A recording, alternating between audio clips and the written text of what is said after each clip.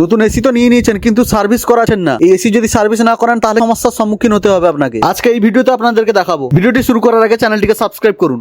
গরমের সময় লোকের দেখাদেখিতে তাড়াহুড়োর মাধ্যমে 5 স্টার রেটিং দেখে অনেকেই এসি কিনে নেন যাতে ইলেকট্রিক খরচটা কম হয়, কিন্তু অনেকেই জানেন না এসি টাইম টু টাইম সার্ভিসও করাতে হয়। এই এসি যদি টাইম টু টাইম সার্ভিস না করানো হয়, কুলিং কয়েল এবং ব্লোয়ার যদি ময়লা জাম হয়ে থাকে, রুম ঠান্ডা হতে টাইম অনেক নেবে।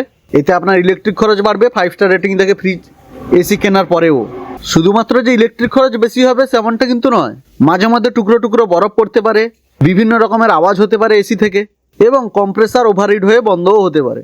অনেক সময় দেখা যায় কুলিং কয়েল থেকে ওয়াটার লিকেজেরও সমস্যা দেখা যায়। যদি আপনি আপনার এসিটা 15 দিনে একবার করে ফিল্টারগুলো ক্লিন করে রাখেন, তাহলে কিন্তু টেকনিশিয়ানকে ডেকে যে সার্ভিস করানো হয় জেট ওয়াশ, 8-9 মাসে একবার করালেও হবে। এসির সার্ভিসটা নির্ভর করে আপনি কিভাবে এসিটা চালাচ্ছেন তার উপরে।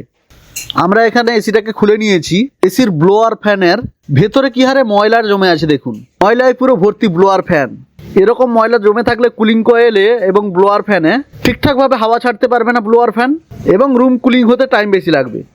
সারাদিন এসি চালিয়ে রাখলেও কুলিং হচ্ছে বলে মনে হবে না। এসি সার্ভিসের জ্যাকেটটা বার করে এসির উপর ঠিকঠাকভাবে লাগিয়ে দিচ্ছি যাতে রুমের মধ্যে জল না পড়ে সার্ভিস করার সময়। এবারে দেখুন জেট স্প্রে দিয়ে ভালোভাবে আমরা পরিষ্কার করে নিচ্ছি কুলিং কয়েল এবং ব্লোয়ারটাকে। এইভাবে ঠিক ভালোভাবে পরিষ্কার করা হয়ে গেলে তারপর আমরা আউটডোর কাছে চলে যাব আউটডোরটাকে ক্লিন করার জন্য। আউটডোরে কন্ডেন্সারেও ময়লা জাম থাকলে কম্প্রেসার ওভারহিট হয়ে ট্রিপ করে যায়। এই হচ্ছে এসির আউটডোর। এই দেখুন পেছনের কন্ডেন্সারটা কীভাবে ময়লায় ভর্তি হয়ে আছে। কন্ডেন্সারটাকে ভালোভাবে ক্লিন করতে হবে। কন্ডেন্সারটা ভালোভাবে ক্লিন করা হয়ে গেলে কিন্তু তারপরে সামনের দিকে যাব। কন্ডেন্সারে পুরো ময়লা ভর্তি, বেশি ময়লা থাকার কারণে কন্ডেন্সারটাকে ক্লিন করতে জন্য টাইম লাগছে।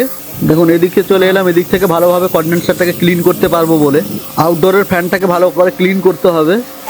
আউটডোরের কন্ডেন্সার এবং আউটডোরের ফ্যান এই দুটোর কাজ হচ্ছে কম্প্রেসারকে এবং কন্ডেন্সার দুটোকেই ঠান্ডা করে রাখা। আর এগুলোই যদি ময়লাতে জাম থাকে তাহলে আর ঠান্ডা করবে কি করে।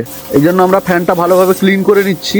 এবার ইনডোরের যা কভারগুলো ছিল সেগুলোও সাবধানতার সঙ্গে ক্লিন করে নিচ্ছি। এই কভারগুলো ক্লিন করা হয়ে গেলে আপনাদের ইনডোরের কুলিং কয়েলটা দেখুন, ইনডোরের কুলিং কয়েলটা পুরো ক্লিন হয়ে গেছে। এবার আমরা কভারটা লাগিয়ে দিচ্ছি এর উপরে। কভারটা লাগানোর আগে শুকনো কাপড় দিয়ে ভালো করে পরিষ্কার করে নিতে হয়েছে। জল থেকে গেলে পিসিবিতে অনেক বড় ক্ষতি হয়ে যাবে কাস্টমারের। ফিল্টার, ডিসপ্লে পিসিবি এবং উপরের কভারটা আমরা লাগিয়ে নিলাম।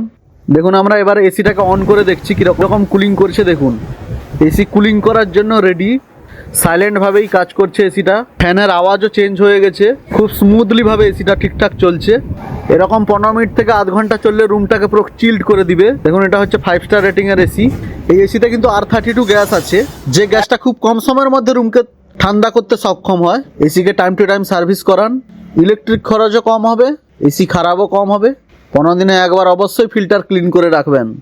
এরকম আরও ভিডিও পেতে চ্যানেলটিকে প্লিজ সাবস্ক্রাইব করুন।